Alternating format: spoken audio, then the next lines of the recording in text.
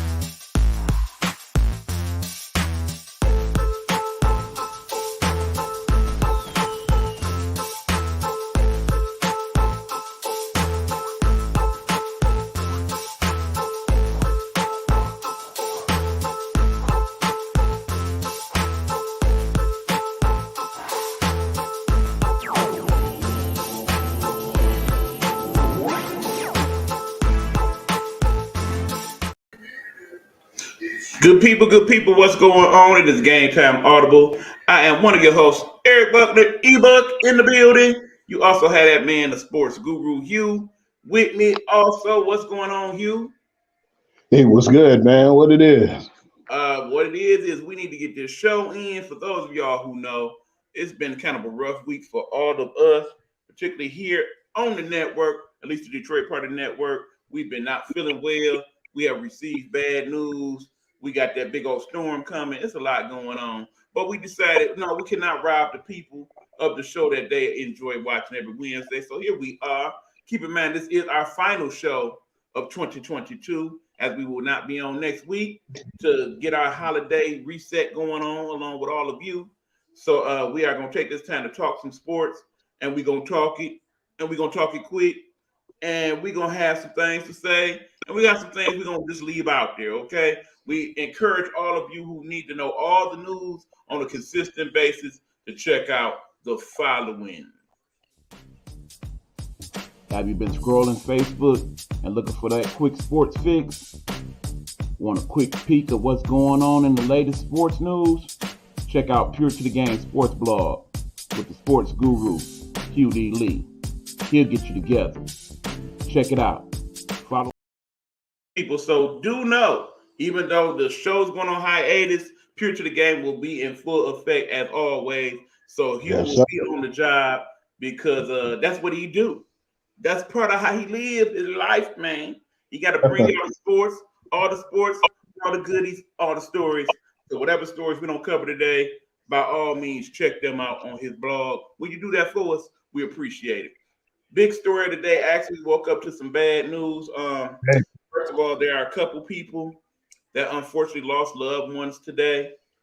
You are in my thoughts and prayers. Let me say that to you guys first and foremost. It's really tough when you lose anybody in this day and age of pandemic, but particularly during this time of year, when we're in the holidays, and it just hits a lot harder during those times. So do know that we are praying for you and hope that you find some peace of mind and solace at this rough point in what's going on in your life. So shout out to y'all. But we also, as a sports community, lost a icon today, as we learned this morning of the passing of one of the best football players ever, one Franco Harris. Go on and talk about that, Hugh. Damn, that broke my heart, man. When I first woke up on that, man, I sat on my couch for like 15, 20 minutes before I got dressed because I don't know too many people who didn't know Mean Joe Green and a lot of the guys on that team, man, the Lynn Swans and, so on and so forth. That team in general, man, I think they went first ballot damn near that whole team. So I let you know how talented and how good they were. But Frank was the engine that could, man. I think that the Steelers was already a decent team, but when Franco Harris came, that's what elevated them boys, because he was like the Mean Joe Green, the Bus, and all those guys put together. He basically established that type of play, that smash mouth, running back, running through people type play. So when you see those Derrick Henrys and you see all those, guys running over people and stiff arming people and making them look bad on highlight reels, and Franco Harris was the originator, man. And it's sad too, because of the fact that not only are they going to retire his jersey, and they're going to retire his jersey, if I'm not mistaken, this weekend. again. But it's like almost the 50th anniversary before that Steelers really elevated themselves to being like the 5-time champion and really like a legit team with both sides of the ball, because Bradshaw wasn't a finesse quarterback, but he got the job done. But they had like a combination, and they really needed more of that running game. And Franco Harris gave them that, man. He gave them a presence for the offense to really be feared and respected versus that steel curtain, man. He basically was the glue that meshed everything together. And I can go on for days talking about Franco Harris, man. But I'm happy, and I don't want to get all emotional. But that last commercial he was on, the Super Bowl commercial, man, that kind of hurt right now, bro. The Yeah, long yeah. the long and short of it is, like I said, it's been a rough time for folks.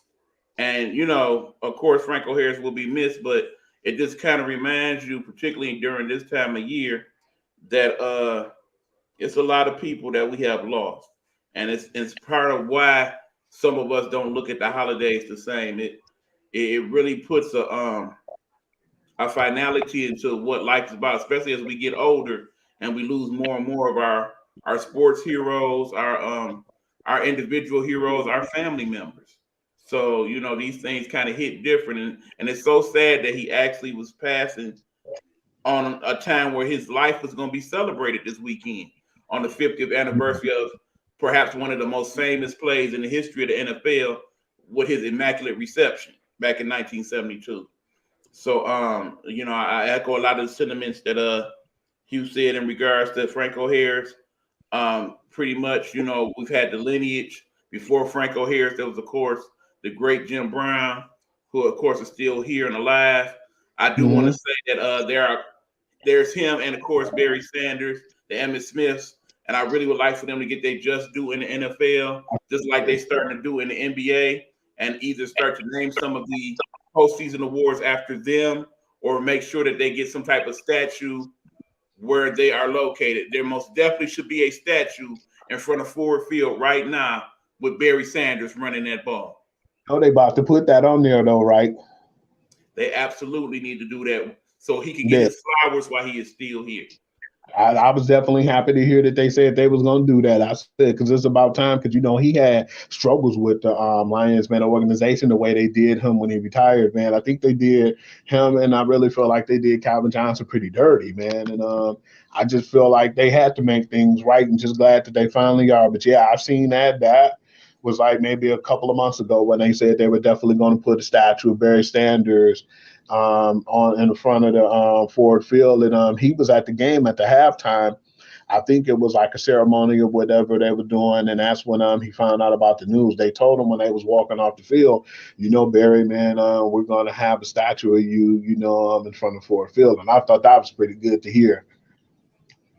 Of course, that is well deserved. And keep in mind, there's only one person currently in the Raptors in Pittsburgh. That is the great Mean Joe Green. That needs to be corrected as well.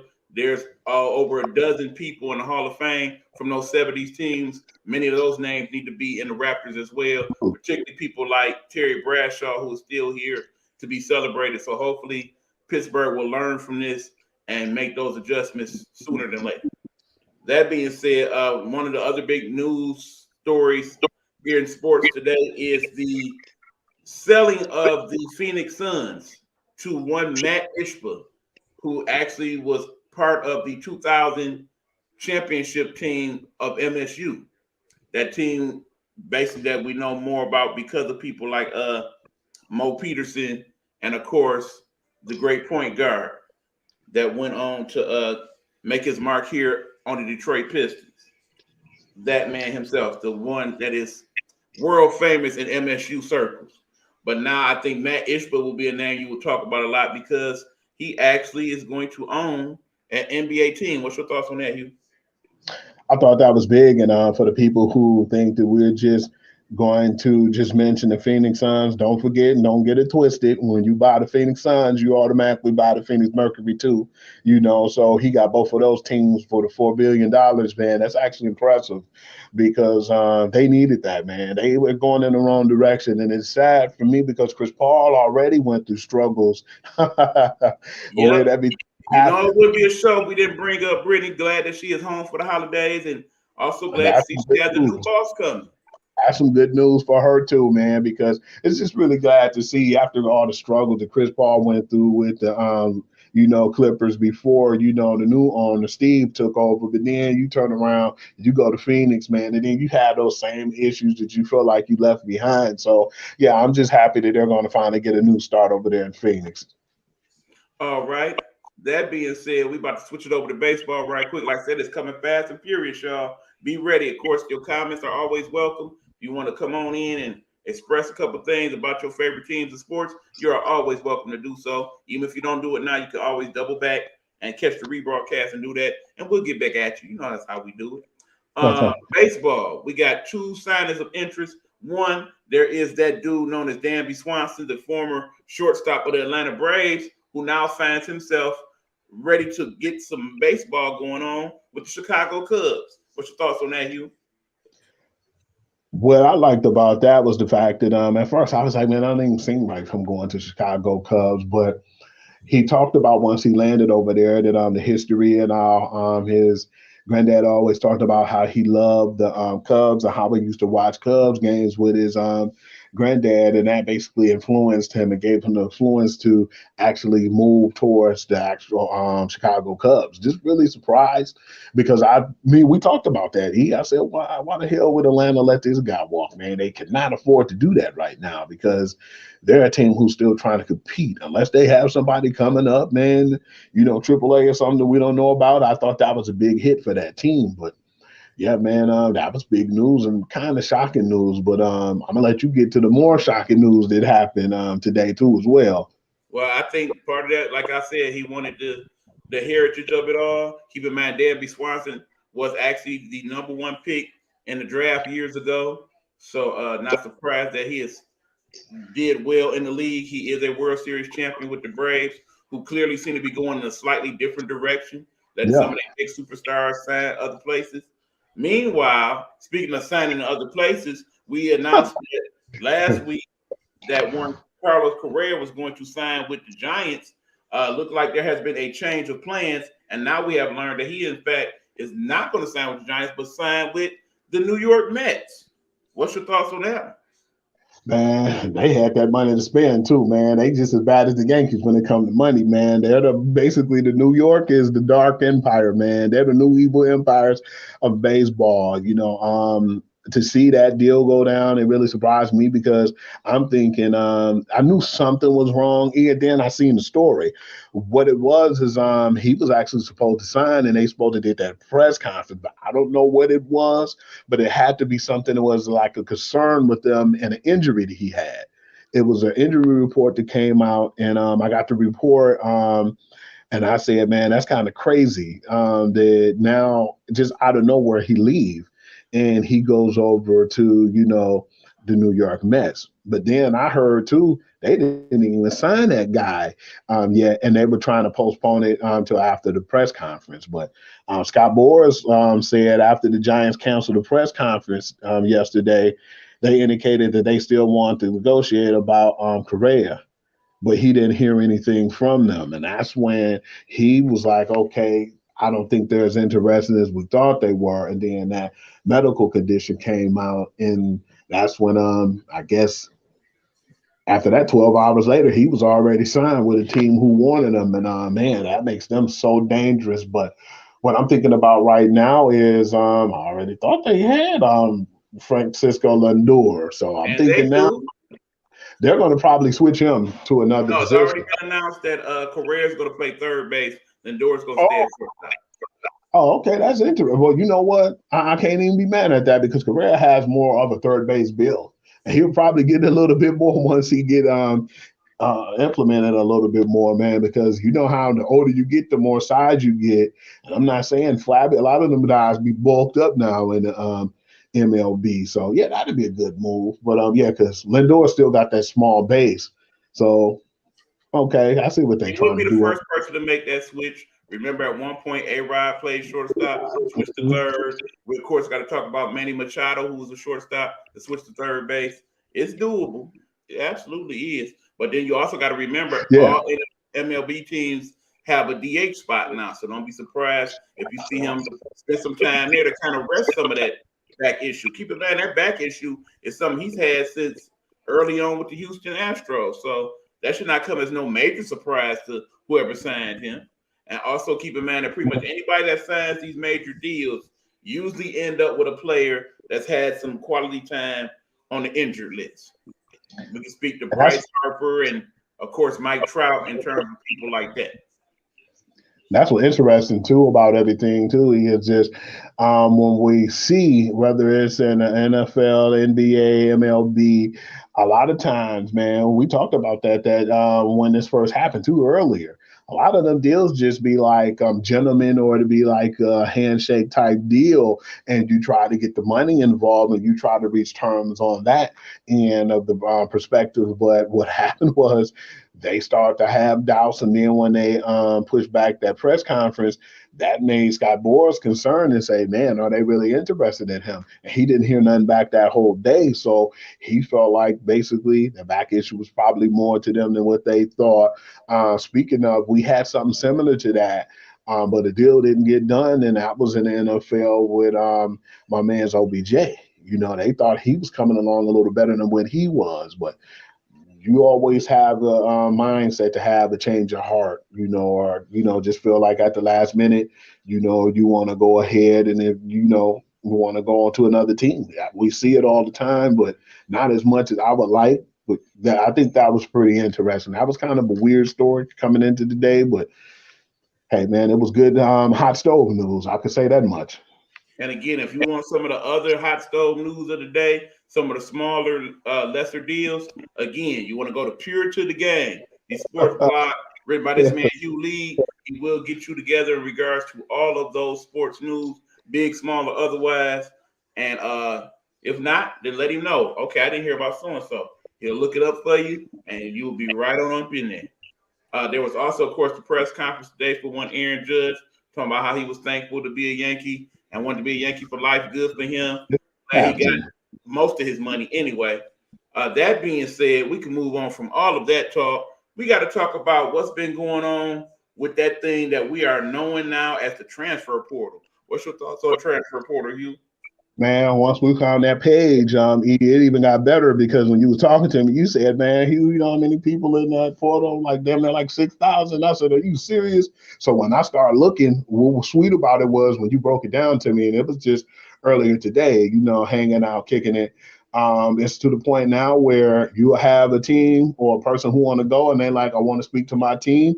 If my team interested, cool. I just want to get with them first and get them the first dibs at me, and they don't want to be bothered with any other school." And then they have it where guys have the selected schools that they will want to go to, and basically guys who's just out there trying to find a home. And I thought that was actually pretty interesting because looking at that transfer portal now is way more respected because we get our eye on it. We get to see where kids win, where kids are trying to go, their destination. And yeah, man, there's been a lot going on with the transfer portal, especially when we talk about the NIL and people taking care of the kids now more often than not. And so, yeah, I think that's really good for college because they should have been taking care of them kids financially rather than them getting, all the scrutiny they had for doing some of the things they did. Because remember with the Ohio State players, all they did was give their championship jerseys to people for exchange for tattoos, man, and they threw them boys under the bus like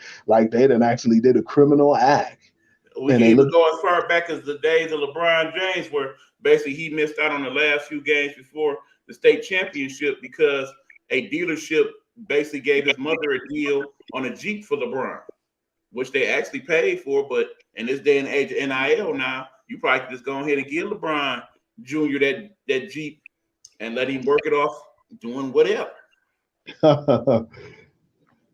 but yeah, the NIL and the transfer portal has been It real. definitely has changed the way that college sports works now, because now you got to look at it from the standpoint of people are going in and they're still doing the early recruiting at people's houses and whatnot.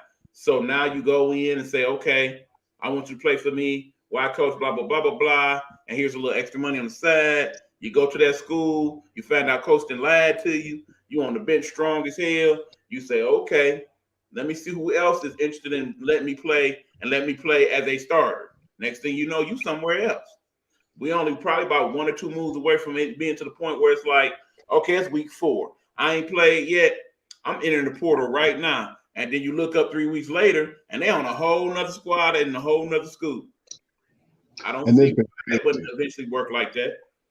It's been really crazy to see how that's been growing, because I feel like it's not going to be like how it used to be when you be like the 5th string running back. Because I was hearing that recently on an NFL game when they were saying that my man's Brian Robinson was the 5th string running back when he was in Alabama, and he stuck it out.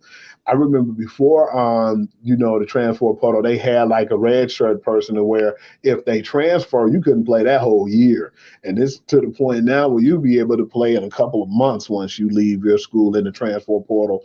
And that makes college sports a lot more interesting. It basically gives you the business perspective now to make you respected on a business standpoint, not only just for how they used to do with the alums and all the people in college, but you're looking at it from the players' point of view now, where they could get these deals and go through the transfer portal. Man, it's more or less player friendly than it's ever been. So yeah, that's something that they needed in the sport. And then of course you got this particular story where some people not quite ready for prime time, but decided, okay, I'm gonna ride this thing till the wheels fall off. So enter one Oregon tight end, Cam McCormick, who recently got approved by the NCAA to play in an unprecedented 9th year of eligibility. 9 years, Hugh. That's crazy, E. First off, what the hell you been doing all this life? Well, keep in mind, this Man, young man has suffered several injuries along the way. So that's part of why we get to this point. He had 2 red shirt injury years that could mix into that. But then, of course, we have the whole COVID situation. Anybody that was signed or was playing during those COVID years of 2020 and 2021, they basically have 2 extra years to do as they see fit. So if you basically wrote all of that out, that's where you get to this possibility of playing in your 9th year. This dude almost 27, 28 years old, man. that's crazy, man. I would be thinking to consider doing something else by now. Going to the NFL and being 30 years old, man, if you're not a punter or a kicker, it's not going to suit you well, man. It's something to But be said, Hugh, for the true love of the game. I think this man definitely has the love of the game. So ride it till the wheels fall off. I'm not mad at it. he better be trying to get an NIL deal, by the way. I imagine he will have one just based on that. But that being said, we're gonna talk a little college basketball right now. Not a lot going on this week in terms of the men's bracket. You know, we started to get into the part of the year where we deal with our conference play. So there is that. Shout out to Sam Jose State, or Sam Houston State, I should say. Sorry about that. Been playing very well. Mr. Scroggins, you know who we talking about. One of our people here in the Nighthawk Network that we've been keeping an eye on. Keep doing well, young man. Proud of what you have accomplished. Good luck in your future starts, by the way. And it puts you in the starting lineup. Well deserved, my friend. But that being said, no major upsets really to talk about. The good teams playing good. There's still no breakout team on the men's side, pretty much. On the women's side, we pretty much have South Carolina dominating virtually any opponent they have played, outside of course, the brilliant game they played against Stanford. They pretty much look like they are on a collision course to go back to back at this point. Of course, I got to mention my UConn Lady Huskies, who been having a lot of troubles with injuries, but starting to get back healthy.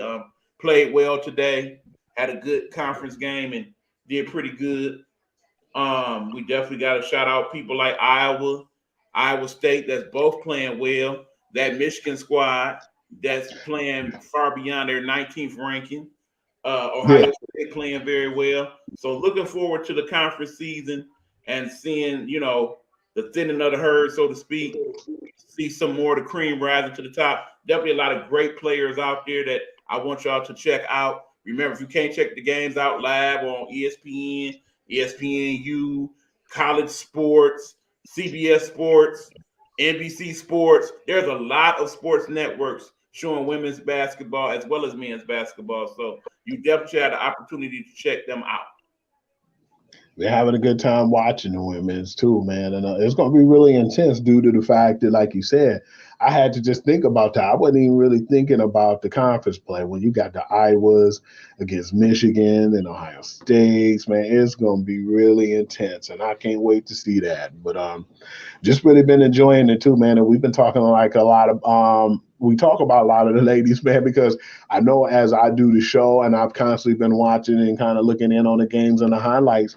But man, I give my homegirl Maddie Seacrest a lot of props, but Angel Reese has been doing really big things too, man. There's been some really good women basketball play, and it's just been pretty good because right now, while the men's are kind of on the light end and ain't really pick up yet, it seems like besides the South Carolinas is just putting the hurting on everybody.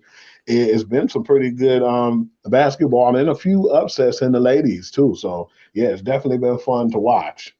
Absolutely. And of course, I want to give a special shout out to the Texas volleyball team who won the national championship in women's volleyball last week. Good job by them. They are definitely one of the stronger programs in the country and have some of the best players in the world playing on that squad. So good job done by them. Of course, there are several other sports in their seasons right now. You got hockey, both men's and women's, going on in college. You got the gymnastics starting up over that way. So those are some other sports that if you're not a fan of the big four sports, that would be baseball, basketball, football, hockey, you can check into some of that. Speaking of sports that's kind of outside the realm of what we usually cover, I definitely want to quickly discuss what happened in the World Cup final this week, where we got what many people are saying is one of the best finals games of all time between Argentina and France. Did you catch any of that, Hugh? And if not, what was your thoughts? What wasn't your thoughts? It was crazy because you know how Brazil would just jump on teams early. I'm thinking, man, Argentina really jumped on France. And, like we talked about, France was the better team. But to see Argentina jump on them that fast and then to see them jump right back into it when they took the game to overtime, I got nervous. I said, uh-oh, I don't think Messi going to pull it off now, man. I think they might be in trouble. I think the France have got the upper hand now because they had all the momentum going into the overtime. But for them to pull that game off, and to do what they did, like you said, man, Messi could do whatever he wants. He could definitely be the president there, because he has so much props on what he's been to the game. And to be on a team that wasn't even really supposed to win and to go out there and play the way they played, I just feel like, man, you got to give him a lot of respect. And I definitely still ain't see that parade yet, but want to check it out because you said it was crazy to where they had to have the players in the plane because it wasn't enough security to protect them if they put them in the Buenos crowd. Aires, Argentina, y'all know how to throw a parade. That was quite a scene there. Over 3.5 million people That's to crazy. celebrate the World Cup in just that city alone. Keep in mind, all of Argentina has been celebrating ever since the Cup ended this weekend. And I appreciate them for supporting their country and doing it big, doing it real, real big. And when all is said and done, like you said, Lionel Messi is by far one of the most decorated soccer players of all time. All time. But you definitely got to give I believe his name is Ibrape for France. You got to give him a lot of credit as well. To actually score a hat trick in a World Cup final against one of the best teams in the world, very impressive on his part. As he did win the MVP of the World Cup in doing that. It's really impressive because it's guys who looked at it at one point and we said, man, I don't know, man, if we're going to really still look at it because there wasn't a lot of scoring and it takes up so much time for them to strategize and to score. to see a game that comes down to something that's big. And like you said, those people be hurt, man. They'll be crying and the whole state be hurt, man. You see them crying in the crowd. We see people like in the NFL, when they lose, the crowd going crazy, and we think that's funny. But man, there's literally people shedding tears in the crowd, and the players was crying, and that's rare, man. The only time I remember seeing something like that before was in college basketball when the team lost and the team was the better team and the girl was playing the flute crying. Remember that scene? But that don't really happen in our sports. All right, shout out to our good buddy Rob, the Stardom, checking in to the broadcast as always. We appreciate you, Rob, for coming on through. Happy holidays to you and yours. Thank you very much. Yeah, this is basically just a beautiful scene to see. A couple quick notes. We have one of these young ladies, actually the older young lady there on the left of us, who has basically signed up and will be a part of the Australian Open, becoming one of the oldest players ever to play in the tournament at the age of 42. I wish her the best of luck, Hugh. Again, I think it would be awesome if somehow, some way, she could at least even make it to the final, let alone win it. It would be the longest stretch between Grand Slam victories ever. And of course, that would definitely be one of the biggest sports stories, not only of the year 2023, but of the whole decade. What's your thoughts on that, Hugh? Man, I think that's really heartwarming, man. Us, the older we get, the more we cheer for the older people like that, man. We want to see that story, because most times what people say is this is a young person's sport. But when you're an older person, you persevere through all the adversity and the things that you have to go through in the grind of the game. I definitely would like to see that too. That'd be definitely something worth watching. Not only that, man, that'd be a good documentary or Netflix or. Right, y'all got to remember, people, the average person retires from professional tennis usually around the age of 26 to 29. So to still be playing competitive, good quality tennis at the age of 42 is unheard of. It's basically Tom Brady times 2. Yes, it is. And I just still feel like, man, for her to even want to compete at that level, you can't do nothing but give her props. And like you said, 26 to 42, man, that's a huge gap. And to see that, hopefully, if it's competitive too, I think that's going to be something worth watching. And then even win, lose, or draw. Right. And then, of course, we still wait to see if actually her sister Serena is going to come back as well, which will make it even that much more interesting. But we'll see how all that plays out. Hugh, are you there? Look like Hugh maybe froze for a minute right quick. But in the meanwhile, what we're going to do is take a quick commercial break. Hopefully we get Hugh back on the screen there, and we will get to the more key part of the show known as the Sports Gurus football session and talk a little NFL football for y'all on our way out the door for 2022. This is Gametime Audible. I am E-Buck. That is Hugh, the Sports Gurus, frozen in time. Hopefully we will get him back after these words from our people here at the Nighthawk Network. Nighthawk Network presents Pastor Sean Love. Pastor Sean Love, devoted father and husband, a residing pastor at the River Rouge Bible Assembly in River Rouge, Michigan. Join him as he gives us messages from God's Word, Bible study, and encouragement.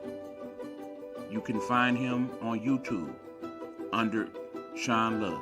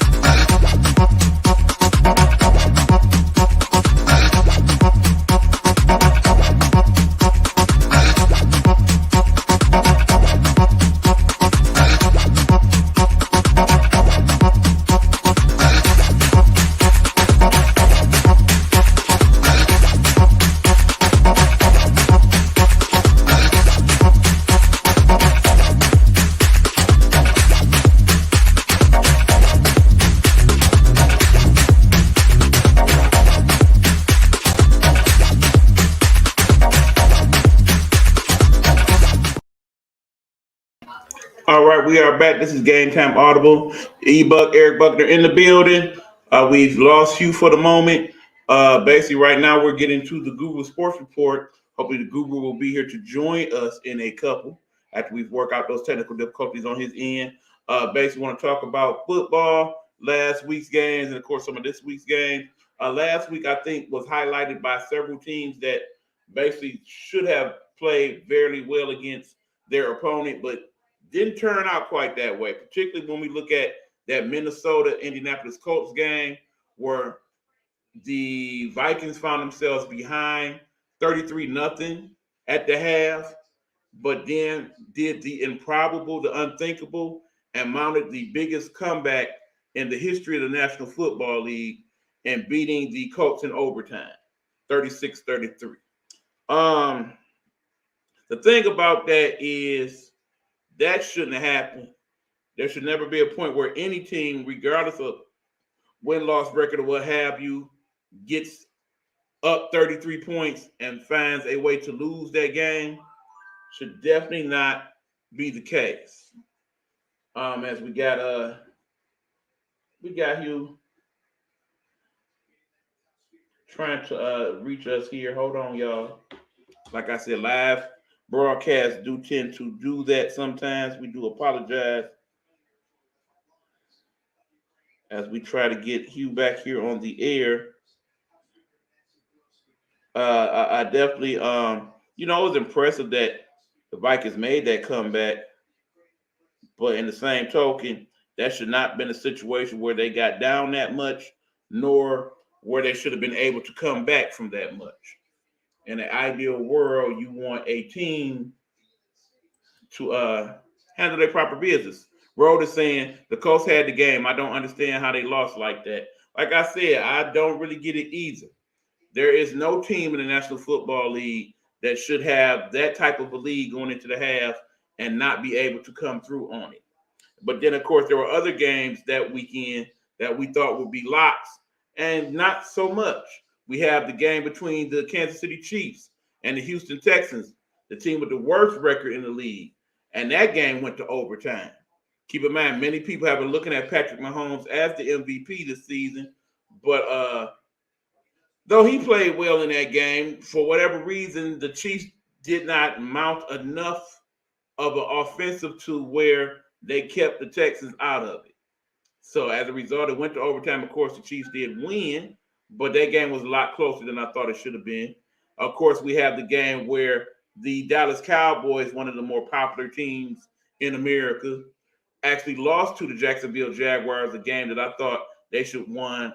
They should have won handily. For whatever reason, they were not on all cylinders this weekend, so they did indeed lose that game. We got to remember this time of year, there are some teams that are pretty much cemented into the playoffs. On the other hand, we have situations where some teams are basically in a dogfight to try to make it. Surprisingly, one of those teams is our Detroit Lions, who now at 7-7 are looking to be favored to actually make the playoffs for the first time in several years after having that atrocious season just a year ago. You got teams like Seattle, who we thought wasn't going to be quite so good, that's in the playoff mix still. We got teams like the Los Angeles Chargers, who we favored to not only make the playoffs, but possibly go to Super Bowl, that's on the verge of not making the playoffs at all. So there's still a lot to be determined and decided in the upcoming weeks to come. I definitely like that because of the holiday, they set things up a little differently this weekend. So you're going to get a little Saturday football, a little Sunday football, a little Monday football. So if you are a fan of the NFL, this probably is the weekend for you. If you don't feel like being bothered with holiday situations, you can definitely break off and watch some of those. Of course, you also have the NBA Christmas schedule to contend with as well. There will be 5 games that day for your perusal. I think we finally got Hugh back in the building. Let us see here. Hugh, are you there? Yeah, man. I noticed me and you start buffering, and then my tablet just started acting crazy, and all of a sudden, man, I was logged out. Yeah, well, you know what it is. The storm is coming. Yeah, because I've noticed, man, and I thought at first it was just my heat, But the lights flickered for a minute, and I said, Lord, not now, because you know how it is. The wind will blow a little bit here in Michigan, and then everything will be gone out. So, yeah, just glad that that's situated. Well, basically, I broke down what I had to say about NFL last week. You can add your comments to it, Hugh.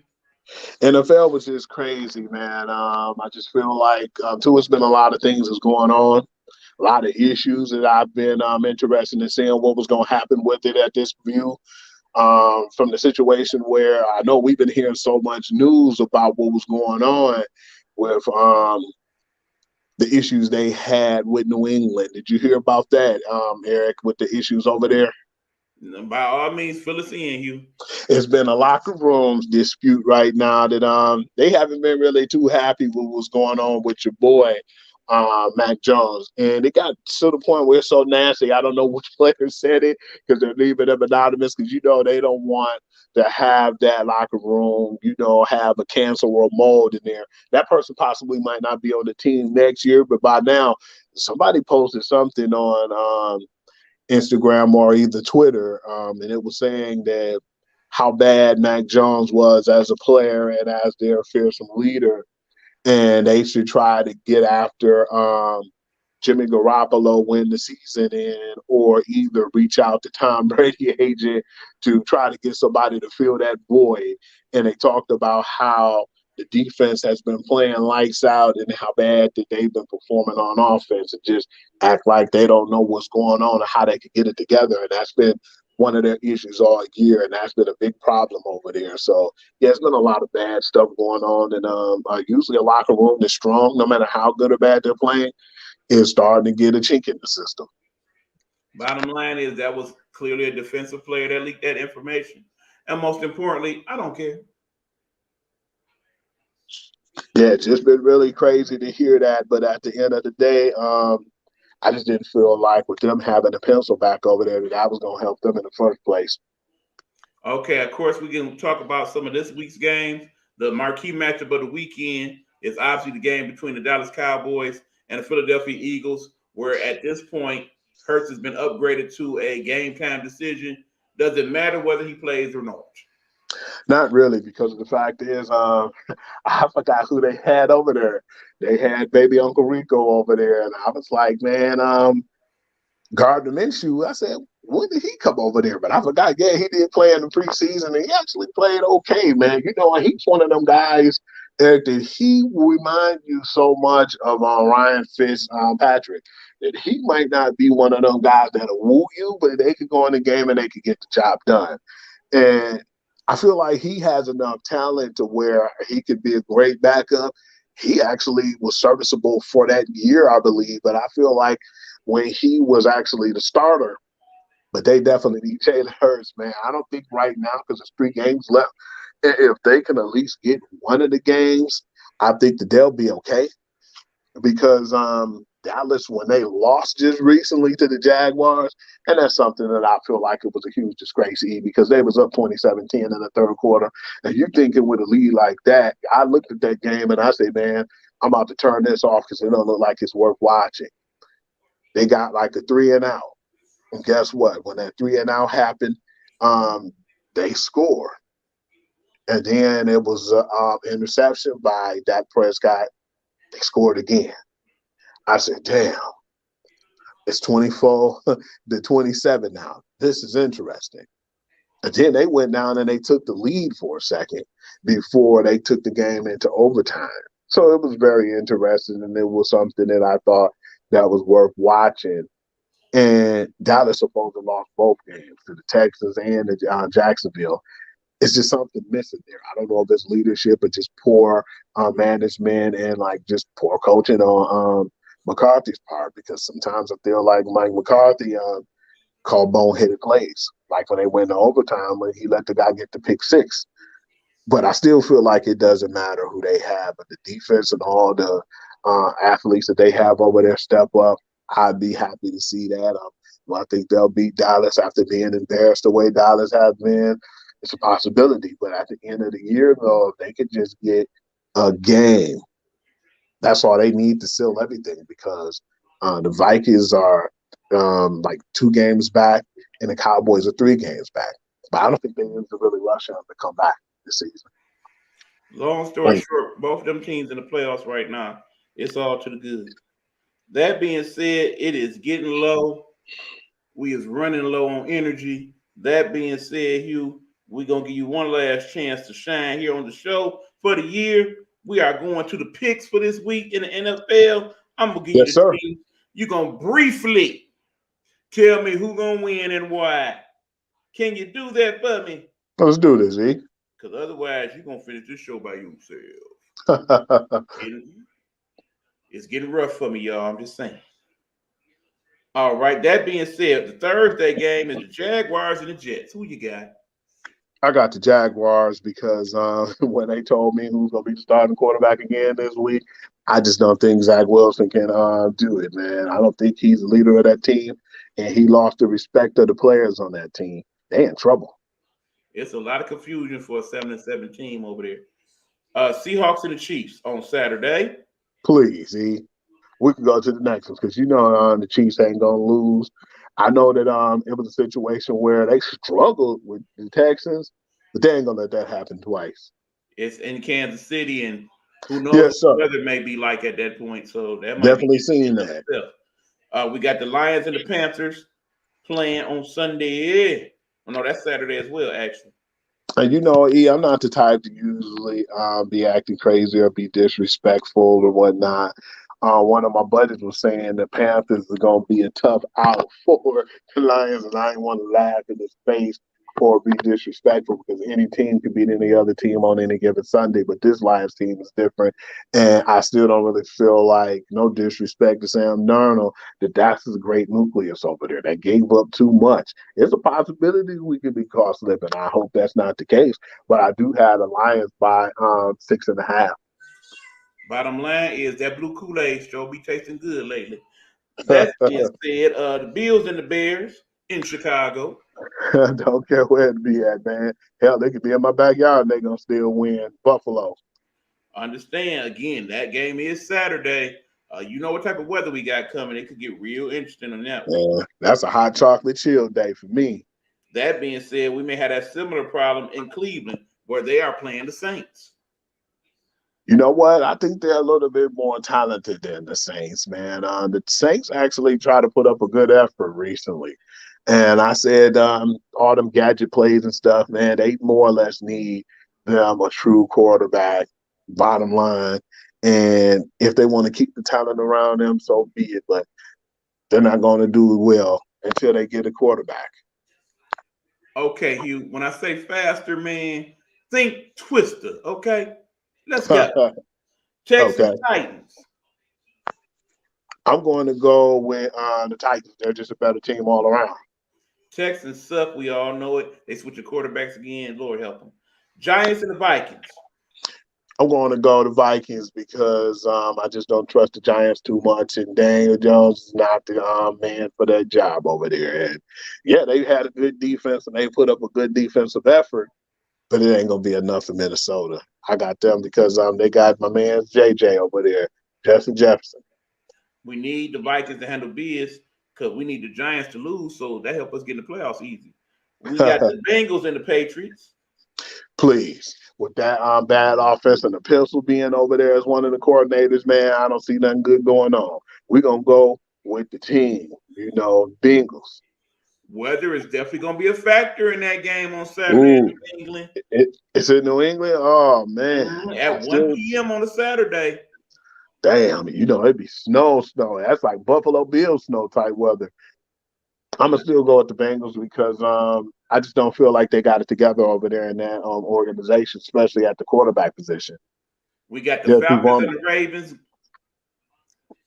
I'm going to go to Ravens. I got to go Ravens too. Falcons, time for them to start over. Commanders and the 49ers.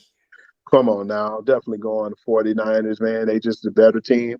I don't give a damn who they have at quarterback. It's just too much talent for them to fall.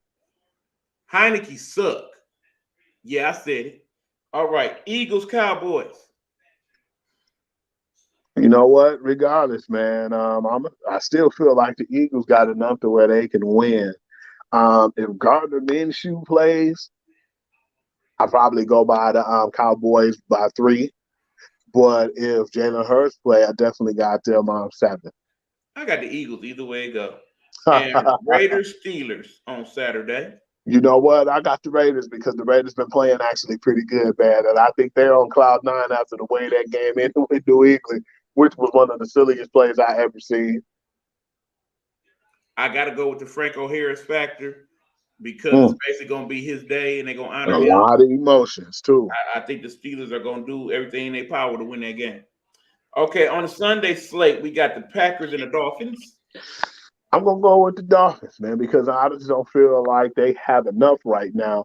And I didn't appreciate the comments that Aaron Rodgers made at the end of the Sunday night win. I just need the Packers to keep losing the rest of the season. I'm tired of that whole scenario. I got Dolphins. Buccaneers Cardinals.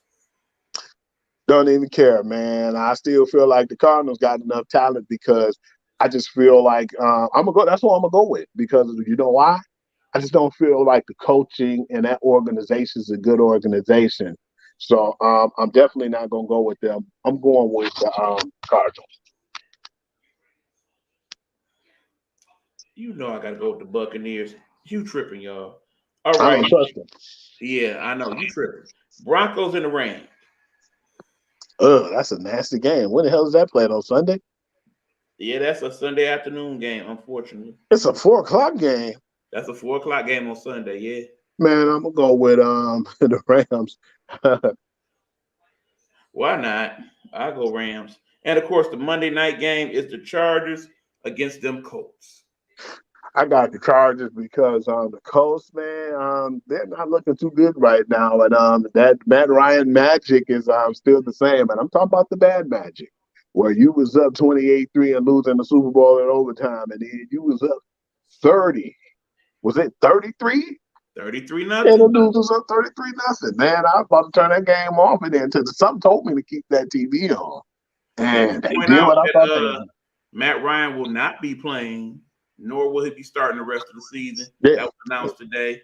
Nick Foles will be taking over. That being said, I still say the Chargers too good to lose to the Colts, even if it is. absolutely. Not So that enough is talent. that. And that being said, y'all, we are gonna cut out early because your boy ain't feeling good, flat out. So as I go to take this medicine and lay it down, let me wish everybody in our audience a happy holiday and a successful new year. The Nighthawk Network will be shutting it down until the new year. Give us some time to refocus and reset and get better health wise and all of that. We will see you guys in 2 weeks at this time for Gametime Audible, where we surely will be talking about the upcoming playoffs in the NFL. We'll be into the college football season. I mean, the college basketball season. We'll have a lot of the bowl games out the way, so we'll talk a lot about that going into the college football final. It'll be a lot of good stuff to talk about. So looking forward to it. Any final words before we cut out, Hugh? Merry Christmas and Happy New Year's, guys. And guys, hopefully we'll be seeing y'all next year. I know I'm getting nervous right now, E, because you see me keep looking up, man. Them lights kept flickering, and that's why I've been having little issues over here. They're like it's about to start early. So yeah, man, y'all take care and God bless. Yeah, and yeah, for all of y'all in the path of this upcoming storm, whether y'all in it now or it's on its way, please be safe and careful. Hopefully your power don't go out and your heat don't go out. And if so, hopefully there's places you can go to be okay. That being said, Hugh, we'll pull out the other matches for you if we got to. So you know it's all Appreciate good. it. That being said, we out of here. I got to lay it down. This has been Game Time Audible. I am your tired, sleepy, sick host, E-Buck. That is your boy Hugh Lee, the sports guru. Remember, definitely check him out on Pure to the Game as well. He is still going to be operating that throughout the holidays. So if you still need your sports fix, he still got you. Fear not. All right, let me get that last little hookup going on. You know what to do while I'm looking for this, Hugh. Don't throw him up, man. Wait for it, y'all. Come on, me.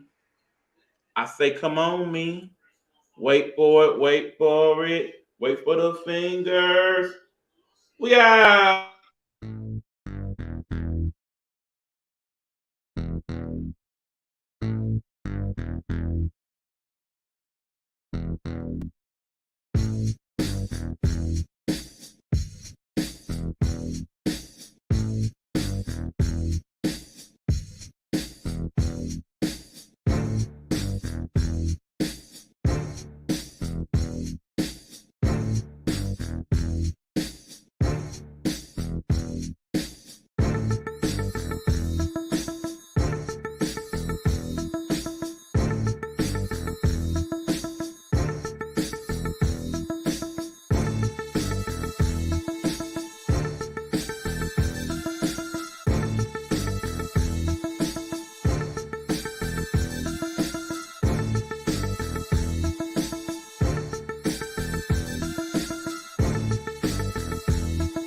Gametime Audible is a Nighthawk Network presentation.